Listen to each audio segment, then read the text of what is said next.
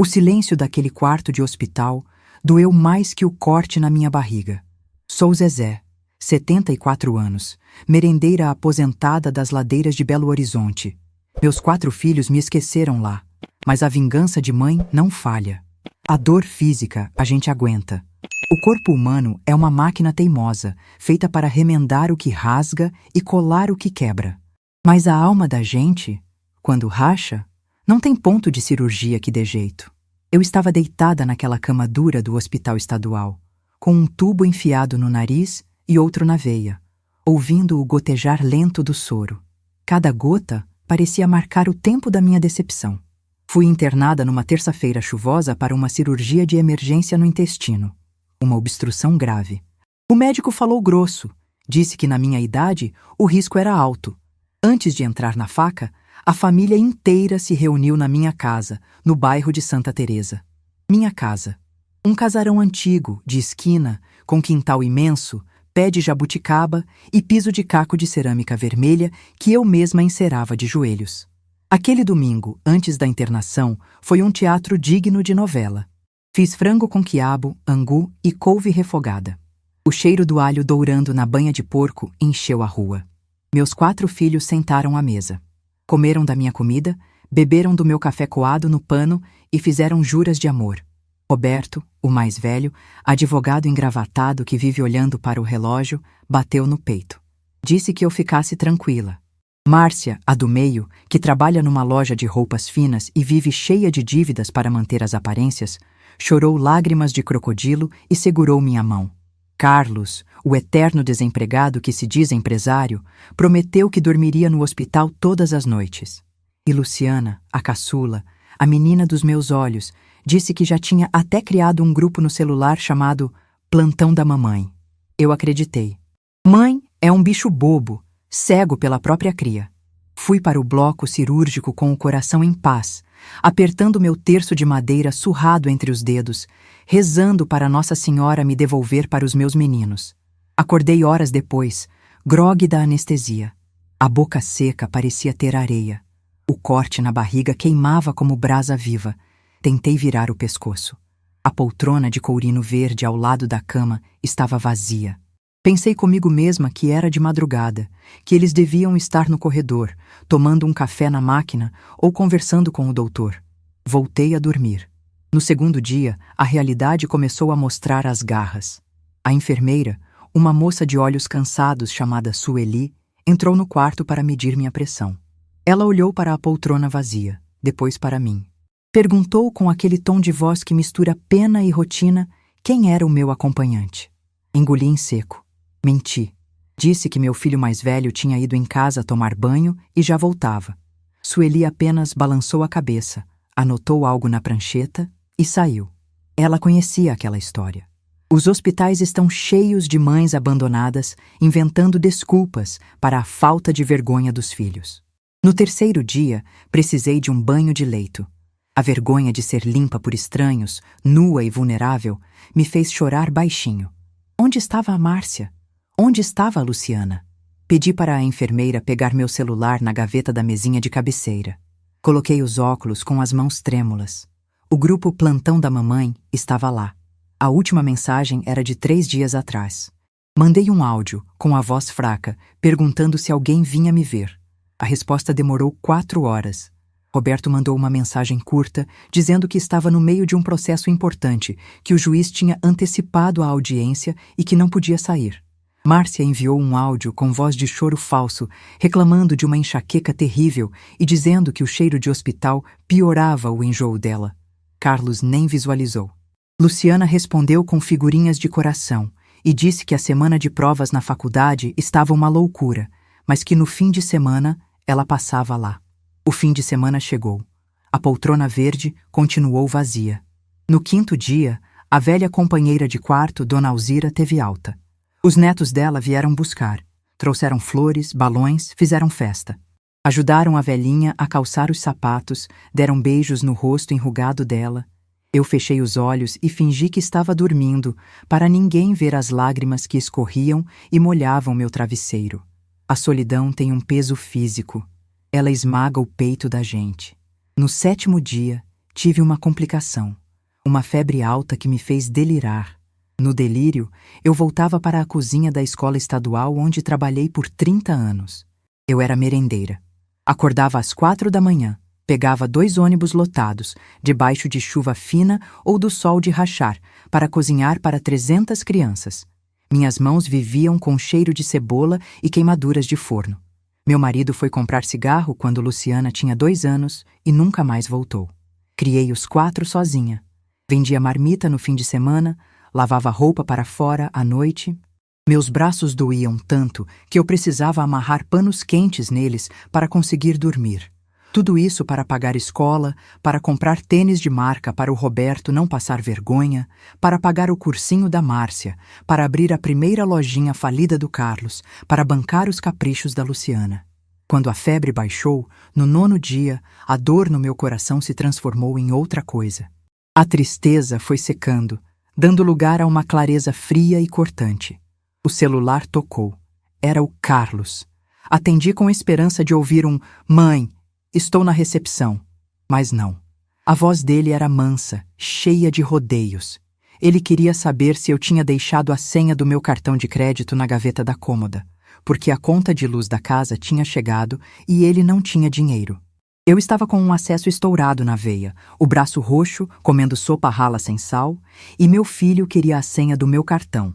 Falei que não lembrava. Desliguei o telefone. Ali, naquele exato segundo, a velha Zezé, que engolia sapo para manter a família unida, morreu. Aquele corte na barriga extirpou mais do que um pedaço do meu intestino doente. Extirpou a minha cegueira. Comecei a prestar atenção nas conversas das enfermeiras. Elas falavam sem pudor perto de mim, achando que eu estava surda ou gagá. Ouvi Sueli comentar com a colega do turno da noite que era um absurdo deixarem uma senhora da minha idade sozinha tanto tempo. A colega respondeu que a assistência social do hospital já tinha tentado ligar para os números de emergência. Roberto atendeu e disse que estava em reunião. Márcia bloqueou o número do hospital. A humilhação de ser o assunto das enfermeiras, a coitada do leito 12, foi o último prego no caixão da minha paciência. Eu não era uma coitada. Eu era Maria José, a mulher que construiu uma casa de 2 andares com o suor do próprio rosto, que carregou tijolo e bateu laje no fim de semana para não pagar pedreiro. Como eu deixei esses 4 sanguessugas me reduzirem a um estorvo? No 12º dia, Luciana postou fotos nas redes sociais. Eu sei mexer nessas coisas. Lá estava ela, de biquíni, segurando um copo de bebida colorida numa chácara alugada no interior. A legenda dizia: "Fim de semana de paz e renovação." A mesma filha que disse estar atolada em provas. A mesma que eu amamentei até os 2 anos de idade, que eu carregava nas costas enquanto varria o pátio da escola. Meu peito subia e descia rápido. Peguei meu terço de madeira. Não rezei para eles. Rezei pedindo perdão a Deus pela raiva que me tomava. Uma raiva justa, grossa, que me dava força para levantar da cama e ir até o banheiro sozinha, arrastando o suporte do soro, ignorando a pontada nos pontos da cirurgia. Olhei meu rosto no espelho manchado do banheiro do hospital. Cabelos brancos desgrenhados, olheiras fundas, a pele pálida. Mas os olhos brilhavam com uma fúria nova. Quem pariu Mateus que o embale, diz o ditado. Mas e quando Mateus cresce, vira um marmanjo ingrato e cospe no prato que comeu? O que a mãe faz?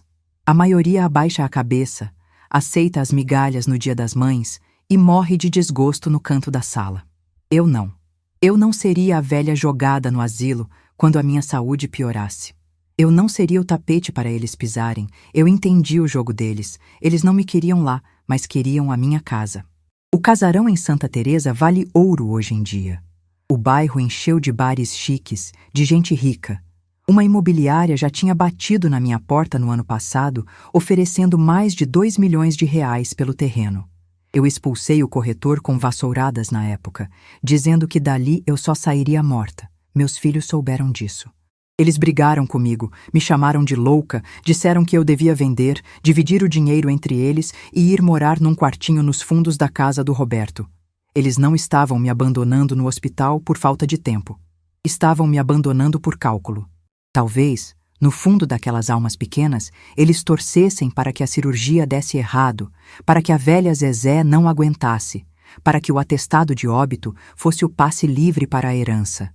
O descaso era uma forma de tortura lenta. Eles sabiam que eu estava sofrendo. Eles só não se importavam. Chegou o 15º dia, o dia da alta. O sol de Belo Horizonte entrava pela fresta da persiana quebrada do quarto. O médico, Dr. Mendes, entrou com um sorriso contido e a prancheta na mão. Ele me examinou, olhou o corte, trocou o curativo e assentiu com a cabeça. Dona Zezé, a senhora é de ferro. A cicatrização está ótima. Já pode ir para casa. A senhora precisa de repouso absoluto, comer coisas leves e não fazer esforço algum. Quem vem buscar a senhora? A pergunta pairou no ar, pesada. O hospital inteiro parecia prender a respiração para ouvir a minha resposta. Sueli, a enfermeira, parou de arrumar a cama ao lado e olhou para mim com aquela mesma pena cortante. Peguei o celular. Eram 10 da manhã. Mandei uma mensagem no grupo Plantão da Mamãe. O doutor me deu alta. Quem vem me buscar? 10 minutos se passaram. 20 minutos. O telefone apitou. Era uma mensagem de áudio do Roberto. Coloquei o aparelho perto do ouvido. Mãe, que notícia boa! Olha, infelizmente eu estou no fórum agora. A Márcia está recebendo mercadoria na loja. O Carlos disse que o carro dele quebrou a correia dentada. Faz o seguinte: pede para a enfermeira chamar um carro de aplicativo para a senhora. Eu transfiro o dinheiro da corrida. Quando a senhora chegar em casa, a gente passa lá mais tarde para tomar um café, tá bom? Vai com Deus. Tirei o telefone do ouvido. Olhei para a tela. Nenhuma outra palavra de ninguém. Um carro de aplicativo. Uma mulher de 74 anos, recém-operada do intestino, com um curativo do tamanho de um palmo na barriga, fraca, tonta, sendo mandada embora num carro de estranho para chegar numa casa vazia, sem ninguém para fazer um chá ou ajudar a deitar na cama. Sueli se aproximou, com os olhos marejados. Dona Zezé, se a senhora quiser, eu termino meu turno daqui a pouco. Eu pago um táxi e acompanho a senhora até a sua casa. Não me custa nada. A senhora não pode ir sozinha. Olhei para aquela moça estranha. Uma enfermeira que ganhava pouco, que trabalhava 12 horas em pé, oferecendo o cuidado que os 4 filhos que eu pari me negavam. Agradeci a ela com um aceno lento de cabeça, segurando a mão dela com força. Deus lhe pague, filha. Mas não precisa. Eu não vou para casa. Sueli franziu a testa confusa. Como não vai para casa, dona Zezé? Para onde a senhora vai? Eu não respondi de imediato. Deixei o silêncio preencher o quarto. O plano já estava desenhado na minha cabeça desde o 9º dia, desde a febre, desde a ligação do cartão de crédito. Uma ideia que começou como um sussurro de revolta e agora era uma decisão inabalável de sobrevivência. Eles achavam que eu estava presa a eles pelo sangue e pela culpa. Achavam que a velha merendeira não tinha para onde correr. Mas quem avisa amigo é. E o silêncio de uma mãe ofendida é o aviso mais perigoso do mundo. Sueli, falei, a voz saindo mais firme do que em qualquer outro momento naqueles 15 dias. Me ajude a vestir a minha roupa. Eu tenho algumas ligações muito importantes para fazer antes de sair daqui. Eu não voltaria para aquele casarão em Santa Teresa para ser a empregada não remunerada dos domingos, nem o banco particular de filhos folgados, muito menos o fantasma esperando a morte para virar herança. Eles queriam a casa, pois eles teriam a surpresa das suas vidas. Sueli me ajudou a vestir o vestido azul de florzinhas brancas que eu tinha levado no dia da internação. O tecido de algodão, que antes marcava a minha cintura redonda de cozinheira, agora caía frouxo, escorregando pelos meus ombros magros. Nesses 15 dias de soro e sopa rala, eu perdi carne, mas ganhei uma casca grossa que nenhuma faca de cirurgião seria capaz de cortar. Enquanto eu abotoava a gola com os dedos ainda um pouco trêmulos, olhei para as minhas próprias mãos. As costas delas eram cheias de manchas de sol e da idade, mas as palmas e os dedos contavam a verdadeira história da minha vida. Havia uma cicatriz branca perto do polegar esquerdo, marca de óleo quente de uma frigideira industrial na escola estadual. Havia um calo duro na base do dedo indicador, de tanto picar cebola e alho para 300 bocas infantis durante 30 anos. Eu fechei os punhos. Eles doeram, mas fecharam com firmeza. Como foi que eu deixei meus próprios filhos me convencerem de que eu era uma velha frágil, inútil, que precisava da esmola da atenção deles? A memória é um bicho traiçoeiro. Quando a gente sofre, ela tenta mostrar só as partes bonitas para consolar o coração. Mas, naquela manhã, minha memória decidiu me mostrar a verdade nua e crua. Lembrei do dia em que meu marido, o pai daquelas 4 criaturas, pegou uma mochila de lona verde, disse que ia comprar cigarro na padaria da esquina e nunca mais voltou. A Luciana, a caçula, tinha só 2 anos e chorava de febre no berço. O Roberto, o mais velho, tinha 10 e me olhava com olhos assustados, enquanto a chuva de janeiro castigava o telhado de amianto do barracão onde a gente morava de aluguel. Naquela noite, eu não deitei para chorar. Eu peguei uma bacia de alumínio, juntei as roupas sujas dos vizinhos e fui lavar no tanque, debaixo de garoa, para garantir o leite do dia seguinte. Eu não era uma coitada de leito de hospital. Eu era a mulher que levantava às 4 da madrugada, pegava o ônibus da linha 901, sempre lotado, sentindo o cheiro de suor e cansaço da cidade inteira, para ir bater panela gigante no refeitório da escola. Se eu dava conta de virar um caldeirão com 50 litros de sopa de feijão sozinha, eu daria conta de arrancar aqueles 4 ingratos da minha vida. Cria corvos e eles te arrancarão os olhos, dizia a minha avó. Ela tinha razão. Meus filhos não queriam a mãe Zezé. Eles queriam o casarão de Santa Teresa. Aquele casarão de esquina não caiu do céu. Cada tijolo daquelas paredes foi comprado com o suor do meu rosto e com a sola do meu sapato gasta nas ladeiras de Belo Horizonte. Quando comecei a vender marmita nos finais de semana, juntei moeda por moeda dentro de uma lata velha de leite ninho. Comprei o lote quando a rua ainda era de terra batida. Eu mesma ajudei os pedreiros a bater a laje num domingo de sol rachando, servindo macarronada com frango assado para a peãozada não cobrar a diária inteira. Plantei o pé de jabuticaba no quintal com as minhas próprias mãos, sujando as unhas de terra preta.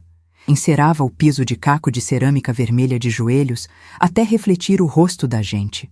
Tudo aquilo era meu suor, meu sangue, minha história. E o que é do homem ou da mulher, o bicho não come, muito menos bicho criado dentro de casa. Sentei na beirada da cama do hospital e puxei a minha bolsa de palha, a mesma que os paramédicos trouxeram no dia que a ambulância me buscou. Tinha cheiro de bala de hortelã e de notas fiscais antigas. O coração batia compassado agora. O desespero tinha dado lugar a uma frieza de quem sabe exatamente o que precisa fazer. O xadrez da vida me ensinou que, para dar o cheque-mate, a gente precisa ter as peças certas na mão. Eu precisava da escritura da casa e dos meus documentos originais. Meus filhos se achavam muito espertos.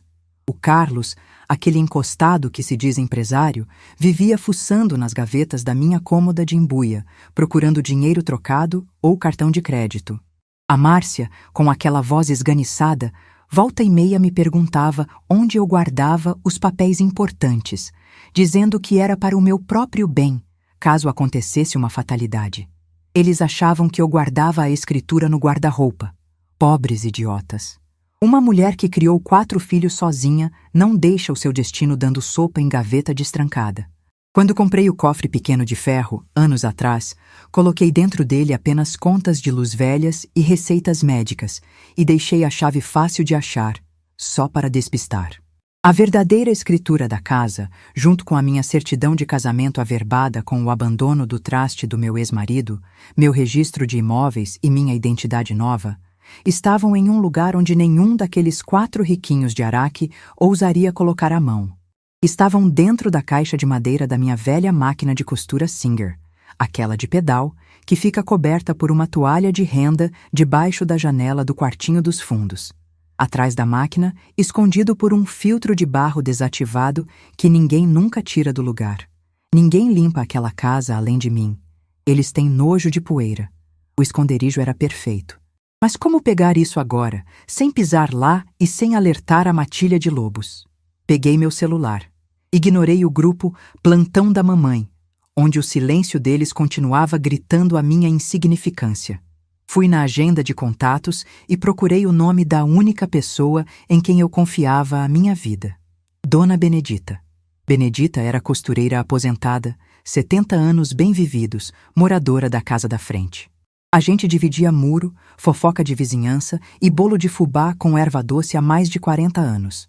Benedita era madrinha do Roberto, mas já tinha percebido o mau caratismo do afilhado muito antes de mim. Quando a ligação chamou pela terceira vez, ela atendeu com a voz embargada. Zezé? Minha Nossa Senhora de Aparecida, mulher! Eu tô ligando para o celular do Roberto tem 3 dias e aquele engravatado do diabo só me joga na caixa postal. A Márcia me atendeu ontem, disse que você estava ótima e não podia receber visita. Eu já estava rezando 1/3 ajoelhada aqui achando que você tinha morrido. A voz da Benedita, carregada daquele sotaque mineiro quente e preocupado, foi o primeiro abraço que eu recebi em 15 dias. Engoli o choro que ameaçou subir pela garganta. Eu não tinha mais tempo para lágrimas. Dita, escuta bem o que eu vou te falar. Eu tive alta. A cirurgia deu certo, o corte tá fechado, mas eu não vou voltar para casa. O silêncio do outro lado da linha foi pesado. Ouvi o chiado da panela de pressão no fundo da cozinha dela. Como não vai voltar para casa, Zezé? Você tá com a cabeça boa? Onde é que você vai se enfiar, recém-operada? Cadê aqueles 4 marmanjos para te buscar? É exatamente por causa deles que eu não volto, Dita. Eles me deixaram aqui, sozinha.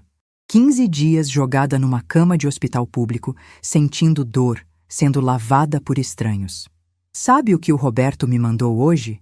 Um áudio mandando eu pegar um aplicativo e ir para casa sozinha. Eles querem a casa, Dita. Querem que eu morra de infecção, de tristeza, do que for, para dividirem o terreno. A Benedita soltou um palavrão que ela não falava desde 1998. Filhos de uma égua. Eu avisei, Zezé, eu sempre te avisei que você mimava demais essa raça. E agora, o que você vai fazer? Vem aqui para minha casa, eu tenho um quartinho livre, faço uma canja para você. Deus te pague, minha irmã, mas não. Se eu for para a sua casa, amanhã eles batem aí, fazem um teatro chorando, me chamam de louca e me levam de volta para o cativeiro. Eu vou sumir. Vou viver o resto dos meus anos como uma rainha, longe dessa corja. Mas para isso, eu preciso de um favor que só você pode fazer. Expliquei o plano para ela. A Benedita tinha a cópia da chave do meu portão e da porta da cozinha, que eu deixava com ela para emergências. Falei exatamente onde estavam os documentos, escondidos atrás do filtro de barro, dentro da capa da máquina Singer. Pedi para ela colocar tudo dentro de uma sacola de supermercado, pegar um táxi e vir direto para o hospital. Pedi também para ela trazer a minha bolsinha de maquiagem que ficava no armário do banheiro e o meu chale de lã cinza. Eu tô indo agora, Zezé. Em meia hora eu chego nesse hospital. Se algum daqueles 4 aparecer na rua, eu juro por Deus que passo por cima com o táxi. Desliguei o telefone. Primeira parte do plano estava em movimento. A escritura e a identidade estavam a caminho. Faltava o mais importante, o dinheiro. Voltei a fuçar na minha bolsa de palha. Abri o zíper do bolsinho de dentro, aquele onde a gente guarda as coisas que não quer perder, mas esquece que guardou. Tirei um maço de santinhos de São Judas Tadeu, uma receita velha de óculos e, finalmente, um cartão de visitas de papel grosso com letras douradas descascando nas pontas. Valdir Imóveis, especialista em imóveis de alto padrão, Zona Leste e região. O Valdir era um corretor com cara de raposa que andava assombrando Santa Teresa há uns 2 anos. O bairro tinha virado moda. Gente rica da Zona Sul queria morar lá, abrir barbearia gourmet, restaurante de comida chique com nome esquisito. Valdir tinha batido no meu portão umas 4 vezes. Na última, no ano passado, ele estava com uma prancheta na mão e um sorriso cínico. Tinha oferecido R$2.200.000 pelo meu terreno. Disse que a localização, bem na esquina, era perfeita para construir um prédio baixinho de apartamentos de luxo. Naquele dia, eu peguei a vassoura de piaçava e corri com ele até a esquina, gritando que minha casa não era negócio. Meus filhos ficaram sabendo por fofoca de vizinho e fizeram um inferno na minha vida, dizendo que eu era ignorante por não vender, pois agora a ignorante ia fazer negócio. Disquei o número do celular impresso no cartão. Chamou 5 vezes. Eu já estava achando que ele tinha mudado de número quando uma voz grossa e apressada atendeu. Valdir Imóveis, bom dia. Seu Valdir? Aqui é a Dona Zezé, aquela do casarão de esquina da Rua Mármore, em Santa Teresa. Aqui correu com o senhor na vassoura no ano passado. Lembra de mim? Ouvi uma risada surpresa do outro lado da linha. O tom de voz dele mudou na hora, virou mel. O corretor sente cheiro de desespero e de dinheiro a quilômetros de distância. Dona Zezé, que milagre! Claro que lembro. A senhora tem o braço forte, quase acertou a minha cabeça. Como a senhora está? Mudou de ideia sobre a casa? Endireitei as costas na beirada da cama. A dor na barriga deu uma fisgada, mas eu ignorei. A voz precisava sair firme, sem nenhum traço de velhice ou fraqueza. Mudei. A casa está à venda, mas as regras são minhas e o senhor escute com muita atenção, porque eu não vou repetir. O silêncio do Valdir indicava que ele tinha até parado de andar. Sou todo ouvidos, Dona Zezé. O senhor me ofereceu 2.200.000 no ano passado. Eu sei que hoje vale mais, porque abriu aquele restaurante chique na rua de baixo, mas eu tenho pressa. Eu vendo a casa para o senhor, ou para o cliente que o senhor tiver aí, por R$ 1.800.000. É um desconto de mais de 400.000, mas tem 3 condições inegociáveis. Quais, Dona Zezé? A voz dele já estava trêmula de ganância. Um negócio desses em Santa Teresa era dinheiro fácil. Primeira, o pagamento é à vista. Transferência na minha conta bancária, em no máximo 48 horas. Segunda, a venda é de porteira fechada. O senhor compra o terreno, as paredes, os móveis, as roupas nos armários, as tralhas, as panelas, tudo. Eu não vou tirar nem um palito de dente de lá de dentro. O que o senhor não quiser, pode jogar na caçamba de entulho. E a terceira e mais importante condição, seu Valdir. Fiz uma pausa. Olhei pela janela do quarto do hospital. O céu de Belo Horizonte estava azul e limpo, sem nenhuma nuvem. O clima perfeito para recomeços. A terceira condição é o sigilo absoluto. Eu não quero placa de vende-se no portão. Eu não quero vizinho sabendo. E, principalmente, eu não quero que nenhum dos meus 4 filhos saiba da venda até que o dinheiro esteja na minha conta e a escritura assinada no cartório. Se uma palavra vazar, o negócio está desfeito. O senhor dá conta? Valdir respirou fundo. Eu podia quase escutar as engrenagens da cabeça dele girando, calculando a comissão monumental que ele ia ganhar comprando uma casa daquele tamanho abaixo do preço de mercado. Ele não perguntou o motivo. Gente que lida com dinheiro não se importa com dramas familiares. Dona Zezé, para um desconto desses e nessas condições, eu mesmo compro a sua casa. A minha imobiliária tem capital de giro para isso. Eu fecho o negócio com a senhora hoje. Onde a senhora está para a gente assinar uma promessa de compra e venda e eu já engatilhar o despachante do cartório? Estou no hospital estadual, no centro. Mas já tive alta. Meus documentos estão chegando. Me mande um carro particular me buscar aqui daqui a 1 hora. Um carro bom, limpo, com ar-condicionado. Nos encontramos direto no cartório do 6º ofício, lá perto da Praça 7. O gerente do meu banco fica na agência da mesma rua.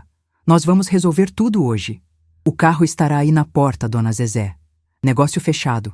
Desliguei o telefone e joguei o aparelho em cima da cama. Senti um calor subir do estômago para o peito. Não era febre de infecção. Era a adrenalina pura de quem acaba de pegar as rédeas da própria carruagem.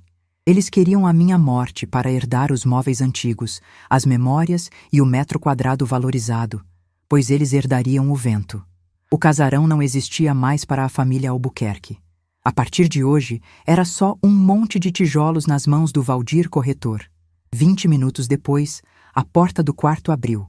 Era a Benedita. Ela estava ofegante, com o cabelo grisalho desgrenhado e uma sacola de lona do supermercado BH apertada contra o peito. Os olhos dela estavam vermelhos de chorar, mas quando ela me viu sentada, vestida, com as costas retas, o choro parou. Ela caminhou até mim e colocou a sacola no meu colo. Abri o zíper. Lá dentro estava o envelope plástico amarelado com a escritura impecável. Minha identidade. Meu CPF. E por cima de tudo, minha bolsinha de maquiagem e meu chale cinza. Ninguém me viu entrar, Zezé. A casa estava um silêncio de morte. A pia da cozinha cheia de louça do fim de semana, mosca voando. Esses porcos foram lá comer e não lavaram um prato. Peguei tudo que você pediu. Eu sorri. Um sorriso fino, cortante, que não chegava aos olhos. Abri a bolsinha de maquiagem. Peguei um batom vermelho, cor de maçã do amor, que eu não usava desde o casamento da Luciana. Com a ajuda do pequeno espelho do estojo, passei o batom nos lábios secos. A cor viva acendeu o meu rosto pálido. Coloquei o chale cinza sobre os ombros para disfarçar a perda de peso e o curativo da barriga. A velha merendeira humilhada, que chorava escondida no travesseiro do hospital, tinha ficado deitada naquela cama, presa aos lençóis brancos e ao cheiro de éter. A mulher que estava em pé agora, apoiando-se de leve no suporte da cama, era a Maria José, dona do próprio nariz, dona do próprio dinheiro. Dita, me dá o seu braço, pedi, ajeitando a bolsa de palha no ombro. Eu tenho um encontro no cartório. E depois, eu vou desaparecer. Caminhamos juntas pelo corredor do hospital. A enfermeira Sueli passou por nós com uma bandeja de remédios. Ela arregalou os olhos quando me viu arrumada, de batom, caminhando a passos curtos, mas firmes. Ela ia falar alguma coisa, talvez oferecer a cadeira de rodas, mas o meu olhar a silenciou. Ela apenas sorriu, um sorriso de profundo respeito, e acenou com a cabeça. Quando as portas automáticas de vidro da recepção do hospital se abriram, o sol do meio-dia de Belo Horizonte não bateu no rosto de uma velha doente e descartada, mas iluminou o caminho de uma mulher implacável, caminhando em direção a um sedã preto e luxuoso que a aguardava no meio-fio. O ar-condicionado do sedã preto bateu no meu rosto assim que o motorista abriu a porta para mim e para a Benedita. O cheiro de couro novo do banco era diferente de tudo que eu já tinha sentido. A vida inteira andei espremida em ônibus sanfona, sentindo cheiro de suor alheio e fumaça de óleo diesel. Aquele silêncio gelado do carro chique era o primeiro gosto da minha nova vida. O motorista, um rapaz de terno alinhado, perguntou se a temperatura estava boa. Eu respondi que estava perfeita. Benedita, sentada ao meu lado, apertava a alça da bolsa de lona contra o peito, os olhos arregalados, olhando para os botões do carro como se fosse uma nave espacial. Ela sussurrou no meu ouvido, com medo de o motorista escutar, perguntando se eu tinha certeza do que estava fazendo. Eu apenas apertei a mão calejada da minha amiga. Nunca tive tanta certeza de nada desde o dia em que decidi que meus filhos não passariam fome, 30 e poucos anos atrás. Descemos a Avenida Afonso Pena em direção ao centro de Belo Horizonte. O trânsito estava pesado, aquele buzinaço de sempre, mas dentro do carro eu sentia uma paz de cemitério. O corte na minha barriga latejava um pouco. A cada solavanco do asfalto, a dor me lembrava de que eu era de carne e osso, recém-operada, fugindo do meu próprio sangue. Mas a raiva, a raiva é o melhor analgésico que Deus já inventou. Chegamos perto da Praça 7. O cartório ficava num prédio antigo, de janelões de vidro escuro. O motorista nos ajudou a descer. Caminhei devagar, apoiando no braço da Benedita e segurando o meu chale cinza para esconder o curativo. Lá dentro, o Valdir já estava nos esperando. Ele usava um terno cinza brilhante que cheirava a perfume barato e ganância.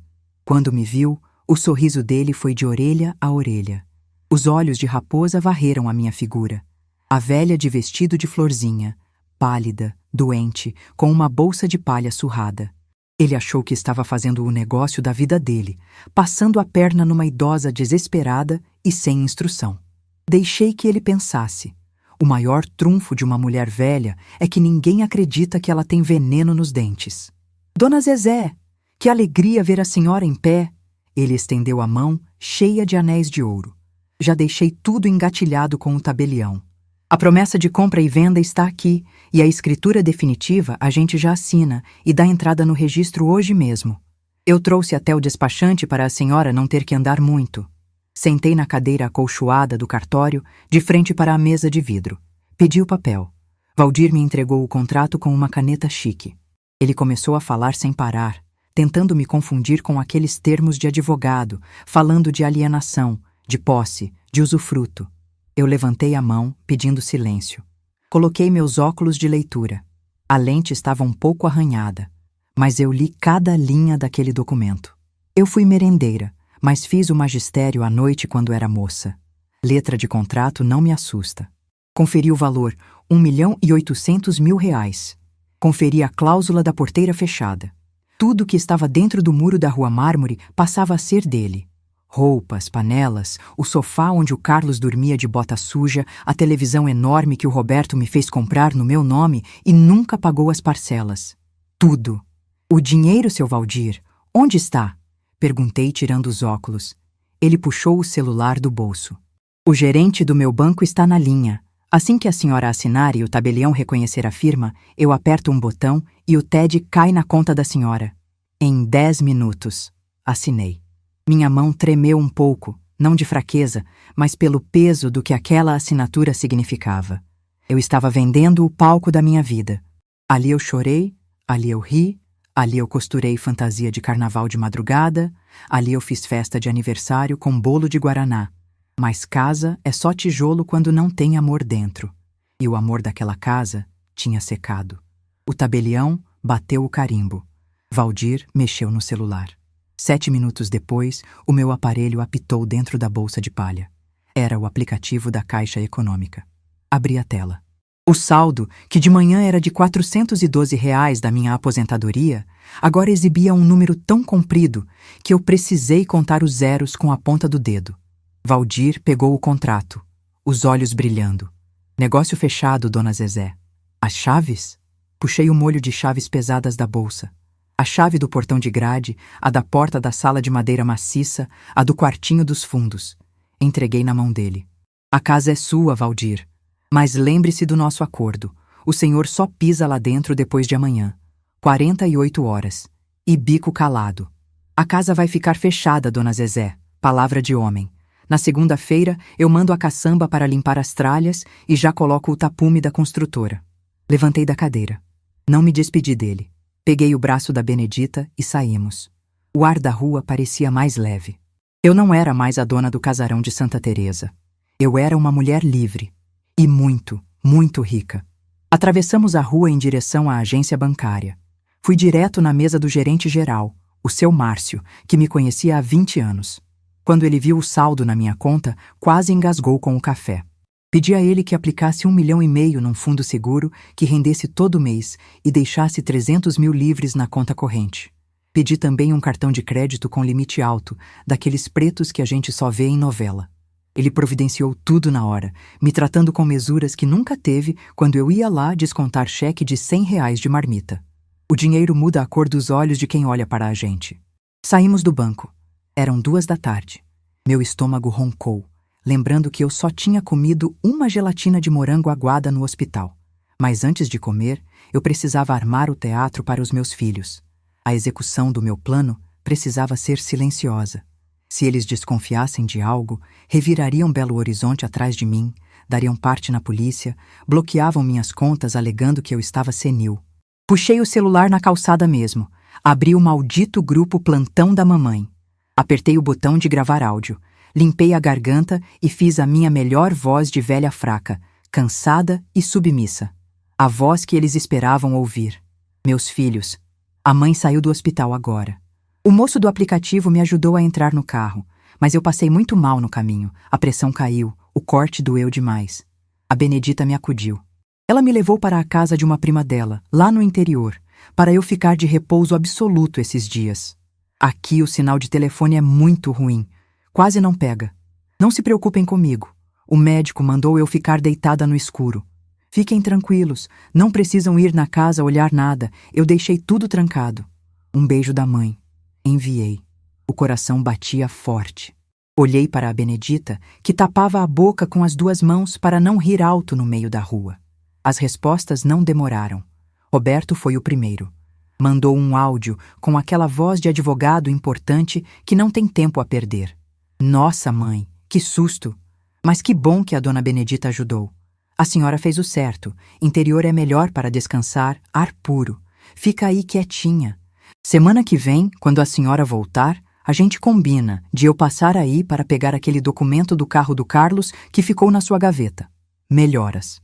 Em seguida, a Márcia mandou uma mensagem escrita cheia de figurinhas de mãos rezando. Amém, mãe. Repouso é fundamental. Eu ia passar aí hoje à noite para levar uma sopa, mas já que a senhora viajou, vou aproveitar para fazer um balanço na loja. Beijos de luz. Carlos nem respondeu. Luciana mandou um coração vermelho e um "Te amo, mãezinha, descansa". Nenhum deles perguntou o nome da prima. Nenhum deles perguntou o nome da cidade no interior. Nenhum deles pediu o número de telefone da casa onde eu supostamente estava. O alívio na voz do Roberto era nojento. Eles estavam felizes. A mãe doente, que daria trabalho, que precisaria de banho, de comida na boca e de remédio na hora certa, tinha se resolvido sozinha e sumido do mapa. O problema não era mais deles. Eles achavam que eu estava sendo uma boa ovelha, indo para o abate sem fazer barulho para não atrapalhar o rebanho. Mal sabiam eles que a ovelha tinha acabado de vender o pasto inteiro. "E agora, Zezé?", perguntou Benedita, me tirando dos pensamentos. "Para onde nós vamos? Porque na casa da minha prima em Esmeraldas é que você não vai." Eu dei uma risada curta. A primeira em muito tempo. "Dita, você lembra daquela revista de fofoca que a gente folheou no salão de beleza no mês passado? Aquela que mostrava os artistas passando férias num lugar chique, no meio do mato, bebendo água de coco em taça de cristal?" Benedita apertou os olhos, puxando na memória. "Lembro. Aquele spa de luxo lá para as bandas de macacos, que a diária custava mais caro que o meu salário de um ano inteiro na confecção." "O que tem? É para lá que eu vou." Benedita arregalou os olhos. "Zezé do céu, você pirou de vez. Aquilo é lugar de gente rica, de madame. Vão barrar a gente na porta." Olhei para as minhas roupas. O vestido de florzinha desbotado pelo cloro da máquina de lavar, o chale de lã com bolinhas nas pontas, a bolsa de palha de feira. Benedita tinha razão. O mundo julga a gente pela casca. Eu não ia chegar no meu novo castelo vestida de pedinte. Eu era uma mulher de quase 2 milhões de reais na conta. "Motorista!" Chamei o rapaz do carro, que nos esperava na sombra de uma árvore. "Pode nos levar até aquele shopping de luxo, o Diamond Mall, por favor. E depois o senhor vai me levar até São Sebastião das Águas Claras." Entramos no carro. O trajeto até o shopping foi rápido. Quando pisei naquele piso de granito brilhante, sentindo o cheiro de perfume importado que exala das lojas, as pessoas me olharam de rabo de olho. 2 senhoras idosas, com cara de subúrbio, passeando entre as vitrines de grife. Os seguranças nos acompanharam com o olhar, achando que a gente ia pedir esmola na praça de alimentação. Fui direto na loja mais bonita e mais vazia que encontrei. Tinha roupas de linho nas manequins, em tons pastéis, elegantes e soltas, perfeitas para quem tinha um corte de cirurgia na barriga. A vendedora, uma moça loira com cara de nojo, veio nos atender devagar, olhando para o meu chinelo de dedo. "Pois não? As roupas em liquidação ficam na arara do fundo", disse ela, com aquela vozinha fina e cortante. Eu não me abalei. Não era a primeira vez que me tratavam como lixo, mas seria a última. Tirei o cartão preto que o gerente do banco tinha acabado de me dar e coloquei em cima do balcão de vidro. "Não quero liquidação, minha filha. Quero 3 conjuntos de calça e bata de linho cru. Um daquele azul marinho da vitrine. Quero lenços de seda. Quero roupas íntimas de algodão egípcio e um par de sapatos de couro macio. Tamanho 37, que não aperte o meu joanete. E eu vou vestir o conjunto bege agora mesmo, no provador." A postura da vendedora mudou no mesmo segundo. O nariz que estava empinado abaixou. Ela virou uma formiga trabalhadeira, correndo pela loja, buscando numerações, oferecendo café expresso, água com gás e taça de champanhe. Benedita sentou num sofá de veludo no meio da loja, bebendo água com gás e rindo sozinha, balançando a cabeça. Dentro do provador amplo, com espelhos que mostravam todos os meus ângulos de mulher velha e cansada, eu tirei o vestido de florzinha. Olhei para ele jogado no chão. Aquele vestido representava a Zezé merendeira, a mãe sofredora, a velha que comia as sobras para os filhos comerem a carne. Deixei ele lá, caído no canto. Vesti a calça de linho macio, que deslizou pela minha pele sem apertar os pontos da cirurgia. Vesti a bata de manga comprida, que cobriu os braços marcados pelo sol e pelo trabalho. Calcei os sapatos de couro novos, que abraçaram meus pés como nuvens. Passei meu batom vermelho de novo. Penteei os cabelos brancos para trás com os dedos. Quando saí do provador, Benedita levantou do sofá e deixou a taça de água cair no tapete. "Minha Nossa Senhora!" Zezé, você tá parecendo uma daquelas atrizes de novela das 8, daquelas que são donas de fazenda. Ela falou alto, sem se importar com a vendedora. Paguei a conta. Um valor que pagaria a compra do mês de 3 famílias do meu bairro. Não doeu. Pelo contrário, cada centavo gasto em mim mesma foi um bálsamo na minha alma rachada. Saímos do shopping e o motorista pegou a estrada para Macacos. A viagem durou pouco mais de 40 minutos. As montanhas verdes de Minas Gerais começaram a abraçar a estrada sinuosa.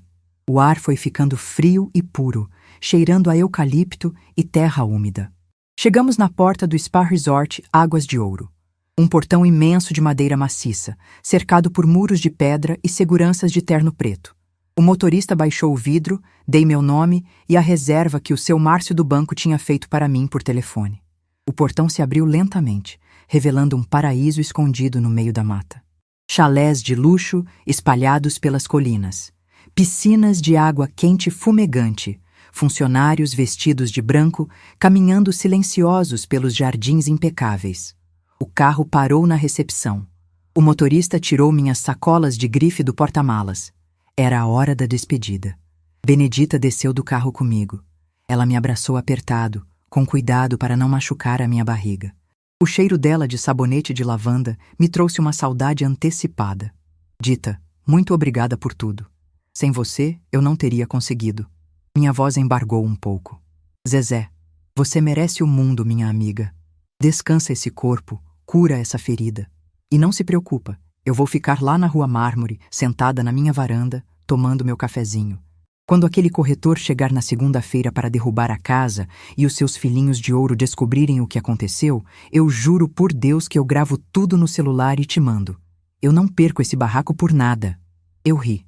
Uma risada gostosa, que veio do fundo do pulmão. Faça isso, Dita. Deixe eles procurarem, deixe eles ligarem. Eu não vou atender, eu morri para eles lá naquele quarto de hospital. A mulher que está entrando aqui não é a mãe deles. É a Maria José. O carro deu a ré, desceu a rampa de pedras e sumiu na curva da estrada de terra, levando a minha melhor amiga e meu último elo com a vida antiga. Virei de costas para o portão e caminhei em direção à recepção com piso de mármore. Um rapaz jovem, com um sorriso gentil e verdadeiro, me ofereceu uma toalha quente com cheiro de capim-limão para limpar as mãos e uma taça de chá de camomila morno. Fui levada em um carrinho elétrico até o meu chalé, o mais isolado, no alto da montanha. Quando entrei no quarto, vi a cama king size com lençóis brancos que pareciam seda, a lareira de pedra pronta para ser acesa, e uma varanda de madeira com vista para um vale verde infinito, onde só se ouvia o canto dos passarinhos e o barulho do vento nas folhas. Sentei na poltrona macia de frente para a janela. O sol já estava se escondendo atrás das montanhas de Minas, pintando o céu de laranja e roxo. Minha barriga não doía mais. Meu peito estava leve. Em Belo Horizonte, a noite começava a cair. A poeira se acumulava nos móveis daquele casarão vazio em Santa Teresa. Meus filhos deviam estar em seus apartamentos apertados, vivendo suas vidas mesquinhas, aliviados porque a mãe estava no interior, longe dos olhos e longe do coração. Eles achavam que tinham vencido. Achavam que a velha merendeira estava domesticada, esperando a morte chegar mansa. Eles não sabiam que o relógio já tinha começado a contar. Faltavam menos de 48 horas para o trator do corretor Valdir estacionar na porta da nossa história e transformar a herança que eles tanto cobiçavam em poeira de tijolo e desespero. O fim de semana naquele spa em Macacos foi como nascer de novo. Durante 2 dias, eu não fui a coitada do leito 12, nem a velha Zezé de Santa Teresa. Fui tratada como uma rainha. Uma moça com mãos de fada, chamada Letícia, lavou meus cabelos com shampoos que cheiravam a alecrim e lavanda. Recebi massagens suaves nas pernas, aquelas mesmas pernas que viviam inchadas de tanto ficar em pé no refeitório da escola, e comi caldos ricos em nutrientes que me devolveram a cor no rosto. A dor do corte na barriga foi virando apenas um incômodo distante, abafada pelos lençóis de 300 fios e pelo calor da lareira do meu chalé. Mas, por mais que a paz daquele lugar fosse um bálsamo, meu coração de mãe mineira não descansou por inteiro. Ele batia num compasso de espera. Eu sabia que a tempestade estava armada e que o raio tinha hora e local exatos para cair. A segunda-feira amanheceu fria nas montanhas. O relógio na mesa de cabeceira marcava 7 da manhã. O prazo de 48 horas que eu havia dado ao Valdir, o corretor, tinha acabado. Vesti meu roupão branco, felpudo e pesado, calcei as pantufas do hotel e fui para a varanda de madeira do chalé. O nevoeiro ainda cobria a ponta das árvores. Pedi o café da manhã no quarto. Quando o garçom trouxe a bandeja de prata com pão de queijo quentinho, frutas picadas e um bule de café puro, meu celular vibrou em cima da mesa de vidro. Era a Benedita. Uma mensagem de áudio. Peguei o aparelho com as mãos firmes, dei um gole no café e apertei o botão para ouvir. A voz da minha amiga estava esganiçada, misturando nervosismo e uma alegria contida. Zezé! Zezé do céu! O circo tá armado! O tal do Valdir acabou de encostar aqui na porta com uma caminhonete preta e 3 peões do tamanho de um armário. Já largaram uma caçamba amarela daquelas de entulho bem na calçada, quebrando o galho da sua roseira. O homem abriu o portão com a chave que você deu e os peões já estão lá dentro. Estão arrancando tudo. Eu tô aqui na minha varanda, escondida atrás da samambaia, só tomando meu café no copo americano e vigiando. Dei um sorriso de canto de boca. O primeiro ato da minha liberdade estava acontecendo. Pedi para a Dita continuar me mandando tudo. 8h30 da manhã, o celular apitou de novo. Outro áudio. Minha Nossa Senhora Zezé. Eles jogaram o sofá do Carlos na caçamba. Aquele de veludo marrom que ele vivia babando em cima. Jogaram as panelas velhas, rasgaram as cortinas. O Valdir tá gritando lá dentro para quebrarem o piso de caco vermelho porque a construtora vai trazer a retroescavadeira amanhã. O coração chega a dar um pulo. Zezé, ver sua casa assim. Você tem certeza mesmo? Respondi com uma mensagem de texto curta. Tenho, Dita. Casa que não tem amor vira tapera, deixa quebrar. 9h15 da manhã. O momento que eu tanto esperava chegou. O telefone tocou, mas não era a Benedita. Era uma chamada normal do Carlos. Deixei tocar até cair na caixa postal. Segundos depois, o grupo Plantão da Mamãe começou a piscar enlouquecido. Mensagem do Carlos. Mãe, onde a senhora tá? Tem uns bandidos invadindo a nossa casa. Eles estão jogando tudo na rua. Mãe, me atende pelo amor de Deus. Eu vim aqui buscar a televisão e os caras não querem me deixar entrar. A Benedita mandou um vídeo logo em seguida. Abri a imagem. A câmera do celular dela tremia um pouco, mas dava para ver perfeitamente a calçada da Rua Mármore. O Celta velho do Carlos estava estacionado de qualquer jeito, com a porta aberta. Meu filho estava no meio da rua, de bermuda e chinelo, gritando e apontando o dedo na cara do Valdir. O corretor, de terno e óculos escuros, segurava uma pasta de couro e ria da cara dele, ladeado pelos 3 peões de obra. Carlos sacou o celular, desesperado, e ligou para os irmãos. A isca tinha sido engolida com anzol e tudo. Eu me ajeitei na cadeira da varanda. O sol já tinha dissipado o nevoeiro, esquentando meu rosto. A brisa balançava as folhas de uma planta comigo, ninguém pode no canto do deck. Esperei. A agonia deles precisava cozinhar em fogo baixo, igual a carne de panela dura que eu fazia aos domingos para encher a barriga daquela gente ingrata. 10h30 da manhã. Novo vídeo da Benedita. A Rua Mármore tinha virado um palco de novela das 8. O Honda Civic prata do Roberto estava parado atravessado na rua. Ele desceu do carro de terno bem cortado, gravata afrouxada, com a cara vermelha de ódio.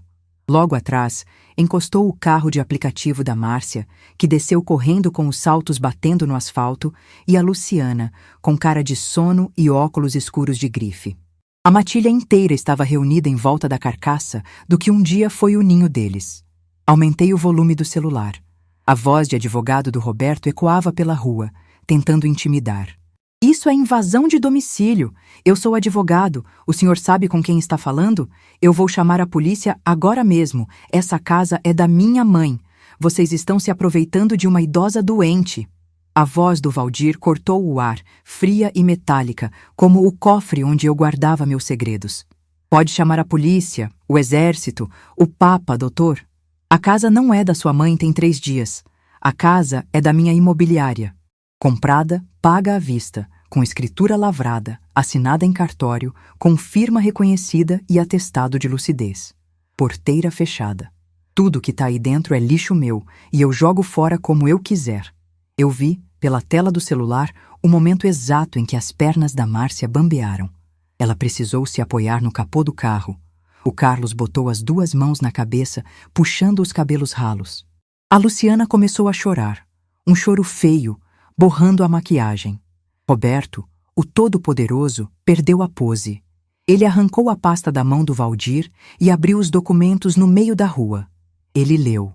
Leu a assinatura firme da velha Zezé. Leu o valor. R$ 1.800.000. E percebeu que o nome da mãe não estava acompanhado de nenhuma cláusula de herança, de nenhum usufruto, de nenhuma vírgula que desse a eles 1 centavo sequer. O desespero tomou conta do grupo de WhatsApp. Roberto: mãe, pelo amor de Deus, a senhora sofreu um golpe. Aquele corretor falsificou sua assinatura. Me atende, a gente tá indo na delegacia. Márcia: mãezinha, que absurdo é esse? Onde a senhora tá? Me passa o endereço dessa sua prima em Esmeraldas agora. Carlos: mãe, e o meu sofá? Minha TV de 50 polegadas? A senhora vendeu minhas coisas? Luciana: mãe, a senhora enlouqueceu? O que a senhora fez com a nossa herança? A palavra herança foi o gatilho, a audácia daquela menina de 20 e poucos anos que eu amamentei e criei lavando roupa para fora, chamando de herança o teto de uma mulher que ainda respirava. O teatro tinha chegado ao fim. Era hora das cortinas se abrirem. Apertei o ícone de chamada de vídeo no grupo. A ligação não chamou nem 2 vezes. Os 4 atenderam quase ao mesmo tempo. A tela do meu celular se dividiu em 4 quadradinhos. Nos 4, eu via o cenário de destruição atrás deles. A poeira subindo da casa, os peões quebrando a laje do quartinho dos fundos, a caçamba cheia. E no centro da tela, em tamanho maior, estava eu, Dona Zezé. 74 anos, cabelos brancos penteados para trás. Pele limpa, batom vermelho cor de maçã do amor, o roupão branco felpudo impecável, sentada numa varanda de luxo com as montanhas de Minas Gerais ao fundo. O silêncio do outro lado da linha foi ensurdecedor. O choque paralisou os 4. Eles esperavam ver uma velha encolhida, chorando num quarto escuro de interior, vítima de um estelionato. Encontraram uma mulher dona de si, com o olhar mais frio que a geada de julho. Mãe? A voz do Roberto saiu fina, esganiçada, perdendo toda a empáfia de doutor. Onde a senhora está? Que lugar é esse? Bom dia, meus filhos, falei, a voz mansa, pausada, sem um pingo de pressa. Bebi um gole do meu café na xícara de porcelana. Estou num lugar onde o ar é puro e o telefone pega muito bem, Roberto. Ao contrário do que eu disse para vocês. Márcia empurrou o rosto para a tela, os olhos arregalados, o rímel escorrendo. Mãe, a senhora tá louca? Aquele bandido do Valdir tá destruindo a nossa casa. Ele disse que a senhora vendeu? A senhora passou procuração para alguém no hospital? A gente vai anular isso. A senhora estava sob forte medicação. A gente prova que a senhora estava senil. Eu dei uma risada. Uma risada gostosa que desceu pela garganta e espantou os passarinhos que cantavam no beiral do chalé. Ninguém me enganou, Márcia. Ninguém falsificou nada. Fui eu mesma. Fui ao cartório, andei com as minhas próprias pernas, li o contrato com os meus óculos e assinei. R$ 1.800.000 à vista na minha conta bancária. Tudo nos conformes da lei. A casa é do Valdir. E o entulho que está na caçamba também. Carlos entrou na frente da câmera do Roberto, espumando de raiva. Como a senhora faz um negócio desses sem consultar a família? A senhora vendeu de porteira fechada. Tinha coisas minhas lá dentro. A televisão que a senhora me deu de presente. A televisão que eu comprei no meu cartão de crédito com a minha aposentadoria. E que você nunca pagou uma parcela, Carlos. Rebati, cortando o choro dele como uma faca quente na manteiga. A mesma aposentadoria que você queria roubar a senha enquanto eu estava com um tubo enfiado na veia? O que é meu, eu vendo. O que é meu, eu jogo no lixo. Luciana, que até então estava calada, começou a chorar compulsivamente. Mãezinha, por que a senhora fez isso com a gente? Aquela casa era a nossa história. Era o meu porto seguro. A senhora não pensou em nós? Encostei as costas na cadeira.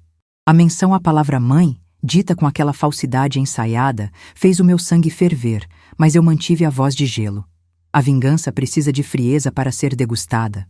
Pensar em vocês, Luciana? Inclinei o rosto para a câmera, garantindo que eles vissem o fogo nos meus olhos. Eu passei os últimos 40 anos da minha vida pensando só em vocês. Eu fritei pastel em óleo fervendo, até as minhas mãos encherem de bolhas para pagar a sua faculdade. Eu carreguei tijolo para construir o teto que vocês agora choram por ter perdido. E sabe qual foi o meu prêmio? Fiz uma pausa. O único som era o barulho da marreta dos peões do Valdir quebrando a parede ao fundo do vídeo deles. 15 dias. 15 dias jogada numa cama de hospital público, sentindo dor, humilhada, tendo que ser limpa por enfermeiras desconhecidas. Eu ouvi as funcionárias sentirem pena da coitada do leito 12. Eu menti para elas, Roberto. Eu disse que você estava trabalhando muito para justificar a poltrona verde vazia do meu lado. Roberto engoliu em seco, olhando para os lados, envergonhado diante dos vizinhos que começavam a sair nos portões de Santa Teresa para assistir ao vexame. Mãe, eu expliquei. Eu tive audiências, processos. Mentira, cortei, a voz subindo um tom, dura como pedra. Você não foi porque não quis, porque a velha Zezé doente não dava lucro. Márcia não foi porque o cheiro de hospital dava enjoo. Carlos não foi porque estava ocupado demais dormindo até o meio-dia naquele sofá que agora está na caçamba de lixo. E você, Luciana? Semana de provas na faculdade, não é? Bebida colorida na chácara com os amigos de biquíni é matéria nova no currículo? Eu vi as suas fotos na internet, minha filha. Nenhuma de vocês sabe o que é dor até sentir a alma rasgar de abandono. Os 4 ficaram mudos. As desculpas secaram na garganta deles. A verdade nua e crua é um espelho que ninguém gosta de olhar. A senhora fez isso de vingança? Perguntou Márcia, a voz trêmula. Vendeu a nossa casa de vingança? Não, Márcia, não foi vingança. Foi sobrevivência. Arrumei o chale no colo. Vocês não me viam mais como mãe. Vocês me viam como um obstáculo entre vocês e o terreno de esquina de Santa Teresa. Vocês queriam a casa, mas a casa era minha. O suor era meu, a vida era minha. Quem avisa amigo é, e o meu silêncio naqueles 15 dias foi o aviso que vocês ignoraram. E agora? Gritou Carlos em desespero. Onde a senhora vai morar? O que a senhora vai fazer com esse dinheiro todo? A senhora tá velha, não sabe administrar uma fortuna dessas. A gente precisa sentar e conversar. Eu posso ajudar a senhora a investir. Dei uma gargalhada tão alta e tão solta que senti uma leve repuxada nos pontos da cirurgia. Investir? Um marmanjo que não tem dinheiro para arrumar a correia dentada de um carro velho quer investir o meu 1 milhão? Escutem bem, vocês 4. O dinheiro está trancado num fundo de investimentos que rende maravilhas. Eu vou passar os próximos meses viajando. Vou conhecer o Nordeste. Vou comprar vestidos de linho, tomar banhos de ofurô, comer do bom e do melhor. Eu vou gastar cada centavo desse dinheiro comigo mesma. Se sobrar alguma coisa quando eu morrer, eu deixo para a Associação das Merendeiras de Belo Horizonte. Mas para vocês, não fica nem um palito de fósforo. Roberto passou a mão no rosto, derrotado. Ele sabia que, legalmente, não havia nada a ser feito. A mãe viva, sã e lúcida, podia queimar o próprio dinheiro em praça pública se quisesse. A senhora está nos deserdando em vida, é isso? Roberto perguntou, com lágrimas nos olhos que eu não sabia se eram de raiva ou de frustração financeira. Eu estou demitindo vocês do cargo de filhos, Roberto, porque a função vocês já abandonaram faz tempo. Olhei para os 4 na tela. A poeira da casa quebrada cobria os ombros deles. O casarão estava indo ao chão, e junto com ele, o império de exploração que eles tinham montado em cima das minhas costas. Não havia mais domingo de macarronada de graça.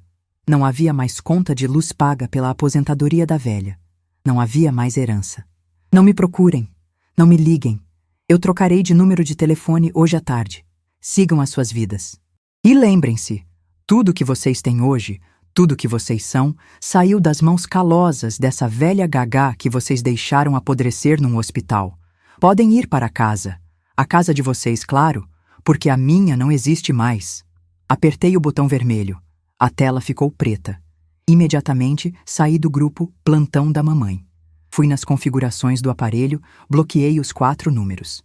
Depois, Bloqueei os números dos maridos, das esposas, de qualquer um que pudesse me achar. Respirei fundo. O ar da montanha invadiu meus pulmões, limpando os últimos resquícios do cheiro de hospital, de remédio e de tristeza. Não havia culpa. O coração de mãe é feito de carne e sentimento, mas a dignidade de uma mulher não tem preço, nem mesmo o preço do próprio sangue. Levantei da cadeira. Caminhei até a grade da varanda e olhei para o horizonte infinito de Minas Gerais. O sol brilhava forte, aquecendo a minha pele nova, a minha vida nova. O cordão umbilical finalmente estava cortado, e desta vez, quem segurava a tesoura era eu. O primeiro ato da minha nova vida foi arrancar o chip do celular. O pedacinho de plástico com o meu número antigo, aquele que meus filhos só discavam quando precisavam de dinheiro ou de favor, foi partido ao meio pelas minhas próprias unhas e jogado na lixeira de vime do banheiro do chalé. O que os olhos não veem, o coração não sente, diz a sabedoria dos mais velhos. E o que o ouvido não escuta, a alma não chora. Pedi para a moça da recepção comprar um chip novo para mim na cidade. O único contato que salvei na agenda limpa foi o da Benedita e o do seu Márcio, o gerente do banco. O resto do mundo para a velha Zezé tinha deixado de existir. Passei mais 20 dias naquele spa em macacos. O corte na minha barriga fechou bonito, virando apenas uma linha fina e rosada. Uma marca de guerra que eu carregaria com orgulho. A carne que eu tinha perdido no hospital voltou ao corpo, mas não aquela gordura de quem come massa crua e resto de panela. Voltou uma saúde corada, alimentada a peixe assado, caldos ricos e frutas frescas que o garçom deixava na minha varanda toda manhã. Minhas pernas desincharam. As dores nos braços, herança de 30 anos batendo panela industrial para 300 crianças, sumiram com as massagens com óleo de arnica e os banhos de água quente. Quando o médico particular que me atendeu no spa me deu alta definitiva, garantindo que eu estava forte como um jequitibá, eu soube que era hora de levantar acampamento. As montanhas de Minas Gerais são lindas, mas guardavam muita memória do meu suor. Eu queria lavar a minha alma com sal. Liguei para a Benedita numa terça-feira à noite, com as malas de couro legítimo que comprei pela internet já prontas em cima da cama. Dita, minha irmã, estou indo embora amanhã cedo. A voz dela do outro lado misturou saudade e orgulho. Vai com Deus, Zezé. Para onde você vai, mulher de Deus? Pro Nordeste, Dita. Vou ver o mar. Vou pisar na areia quente e tomar água de coco direto da fruta. E as coisas por aí, como estão? Benedita soltou um suspiro que parecia carregar o peso do bairro inteiro. Menina, a Rua Mármore não é mais a mesma. O tal do corretor não brincou em serviço. Derrubou o casarão todinho. Não sobrou um tijolo sobre o outro para contar história. Agora é só um terreno plano, com um tapume de zinco em volta e uma placa de construtora. Dei um sorriso triste, mas necessário. E os sanguessugas? Perguntei, sem citar o nome de nenhum dos quatro. Um fuzuê danado. Roberto veio aqui no meu portão, tentou me intimidar com aquela conversa de advogado, querendo saber seu paradeiro. Eu peguei a mangueira de regar planta e ameacei dar um banho no terno de grife dele. Falei que não sabia de nada, e que se ele pisasse na minha calçada de novo, eu chamava a polícia por importunação de idosa. A Márcia fechou a lojinha chique dela, parece que estava devendo até a alma para os fornecedores e contava com a venda da sua casa para cobrir o rombo. O Carlos está morando num quartinho de pensão lá para os lados de Venda Nova. E a Luciana teve que trancar a faculdade particular e arrumar emprego de vendedora no shopping para pagar o próprio aluguel. Fechei os olhos por um segundo. Nenhuma mãe normal deseja a desgraça das crias. Mas eu não sentia pena. A pena é um sentimento que a gente gasta com quem é vítima do destino, não com quem é vítima da própria ruindade. Eles passaram a vida inteira deitados na rede enquanto eu empurrava o mundo com a barriga para sustentar o luxo deles. A vida estava apenas cobrando a conta. Cada um colhia o que planta, e eles plantaram vento. Agora que se virassem com a tempestade. Deixa eles, Dita. O mundo ensina o que a mãe não conseguiu ensinar. Um dia eu mando buscar você para passar uns dias comigo. Se cuida. Desliguei. Dormi o sono mais pesado e restaurador da minha vida. No dia seguinte, um carro particular me levou até o aeroporto de Confins. Eu nunca tinha entrado num avião. A merendeira que andava de ônibus lotado sentiu um frio na barriga quando a máquina imensa levantou o voo, rasgando as nuvens de Minas Gerais. Mas quando olhei pela janelinha e vi o céu azul de anil, infinito e limpo, eu entendi que o medo era só o porteiro da liberdade. Desembarquei em Maceió, Alagoas. O calor me abraçou logo na porta do aeroporto, um calor úmido, cheiroso, diferente da secura de Belo Horizonte. Peguei um táxi e pedi para o motorista me levar para o litoral norte, fugindo da cidade grande. Eu queria sossego. Eu queria ouvir o barulho do mar, não o de buzinas. Acabei chegando em São Miguel dos Milagres, um pedaço do paraíso esquecido por Deus no meio dos coqueirais. Aluguei uma pousada charmosa nos primeiros 30 dias, enquanto procurava o meu canto definitivo. Eu tinha quase 2 milhões de reais aplicados, rendendo juros gordos todo mês. Um dinheiro que brotava na minha conta, sem eu precisar levantar um dedo. Eu podia comprar uma mansão com piscina de borda infinita, mas a ostentação nunca foi o meu veneno. O luxo para mim era a paz. Comprei uma casa térrea, de frente para uma praia de águas mornas e esverdeadas. Uma casa de paredes brancas, janelões de madeira demolição, com um quintal de areia branca que emendava direto no mar. Tinha um pé de manga no fundo, uma varanda larga na frente e um telhado de palha de carnaúba que deixava a brisa entrar o dia inteiro. A primeira coisa que fiz foi comprar uma rede de macramê reforçada e pendurar na varanda. A segunda foi contratar a Severina. Severina era uma mulher miúda, de 50 e poucos anos, com a pele curtida pelo sol do Nordeste e mãos grossas de quem já tinha ralado muita mandioca na vida. Ela bateu no meu portão, pedindo emprego de faxineira. Convidei ela para entrar. Fiz um café coado na hora e sentamos na mesa da cozinha. Dona Zezé, eu cobro R$ 50 a diária. Limpo tudo, lavo, passo e deixo o almoço no fogo, disse ela, olhando para o chão, acostumada a baixar a cabeça para os patrões. Eu segurei a mão dela. Sentia a aspereza dos calos que eram iguaizinhos aos meus do passado. Severina, você vai trabalhar para mim de segunda a sexta. Nada de fim de semana. Eu vou assinar a sua carteira de trabalho, pagar 2 salários mínimos por mês, mais a condução e a cesta básica.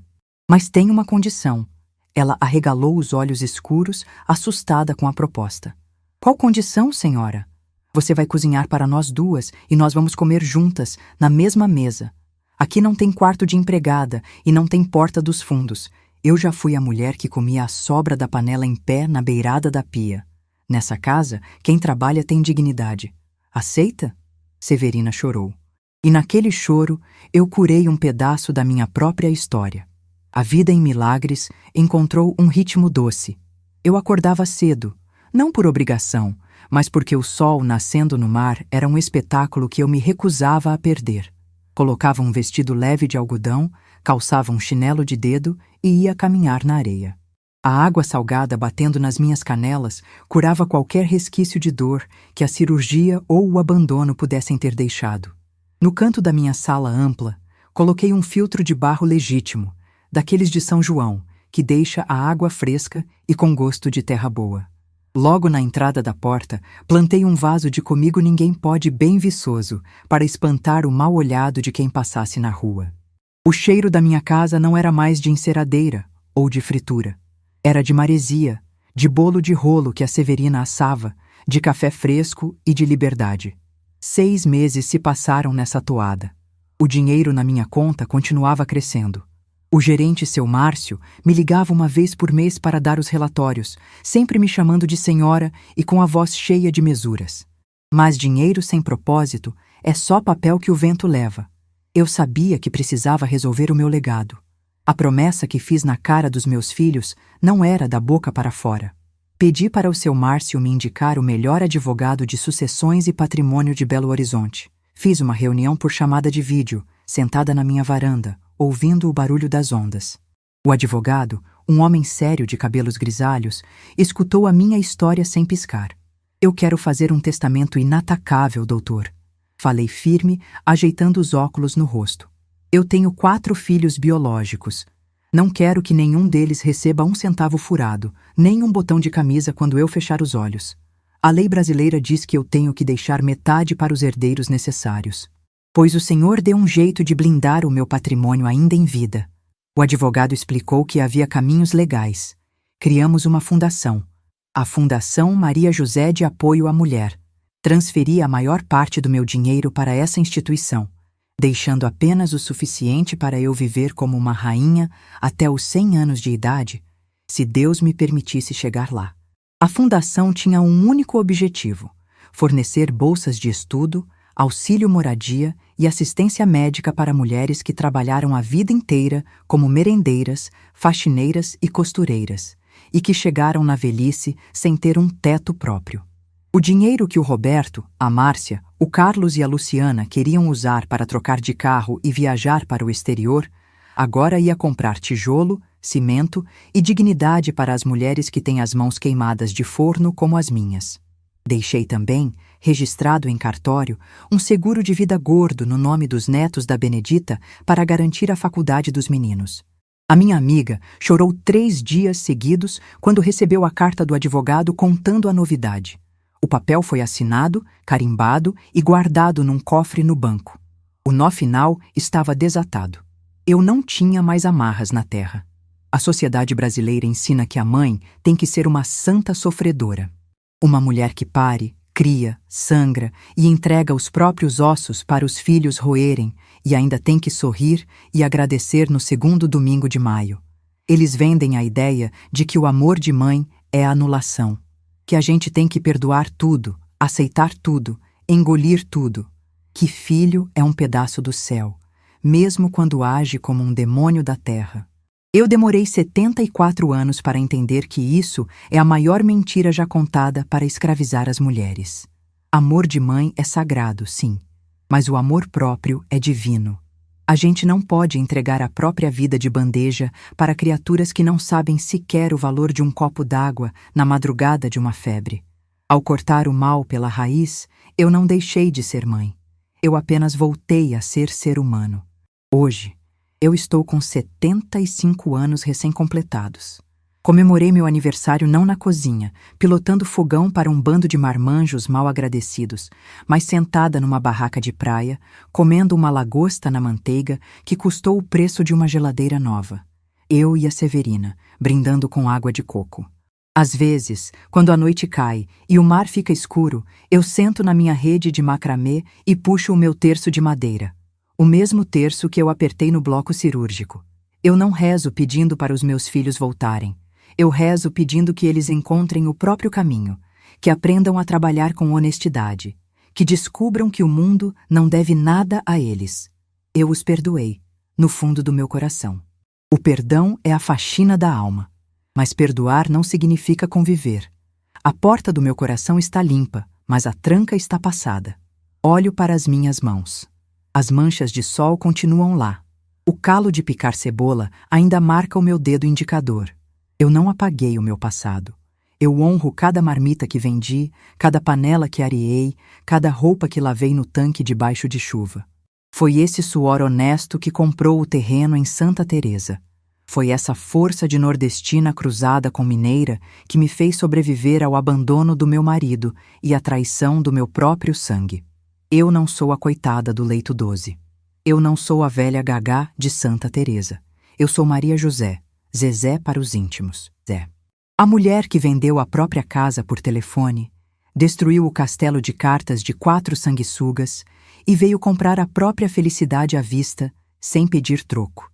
A brisa do mar bate no meu rosto. O cheiro de sal invade os meus pulmões. O tempo que me resta nessa terra pode ser muito ou pode ser pouco, mas uma coisa é certa: cada segundo dele pertence exclusivamente a mim. A vida não acaba quando os filhos crescem e vão embora. A vida, a verdadeira vida, só começa quando a gente tem a coragem de ser a dona do próprio destino. E o que é da Maria José, a partir de hoje, a tristeza não come nunca mais.